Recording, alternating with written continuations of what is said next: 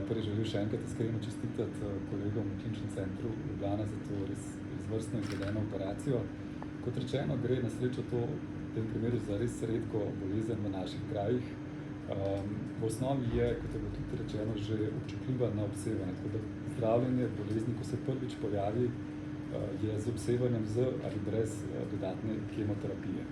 V večini primerov s tem bolnike pozdravimo. V redkih primerih, ko se bolezen ponovi, so na možnosti terapije, kjer je cilj ozdravitev, žal je pa velikokrat ozdravitev nemogoče doseči, takrat sta na mestu sistemska terapija, predvsem s kemoterapijo in imunoterapijo. Ko se ponovi bolezen v predhodno obsevanem področju, je nadaljnje zdravljenje še toliko bolj zahtevno. Tukaj sta na voljo dve tehniki. Ena je z ponovnim obsevanjem, druga pa je z tako zahtevno operacijo, kot je bila izvedena v tem primeru.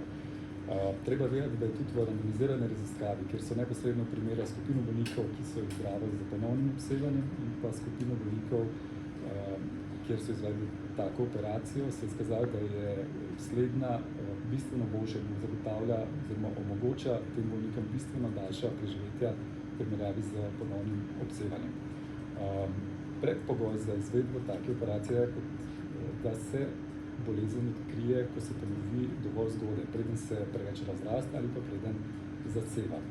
Tako da tukaj je zelo pomemben ta multidisciplinaren pristop bolnikom, tako na Onkološkem inštitutu, kot v sodelovanju z Kliničnim centrom Ljubljana, ne samo v diagnostiki, pa potem tekom zdravljenja, ampak tudi tekom večletnega sledenja, ker sam ta pristop, skrbno spremljanje in pa dostopnost do teh vrhunskih diagnostičnih aparatur in tehnik, ki so na voljo tudi na Onkološkem inštitutu, nam omogoča, da odkrijemo recidive dosti zgodaj, kot smo v tem primeru, ko smo odkrili nekaj milimetrski recidiv.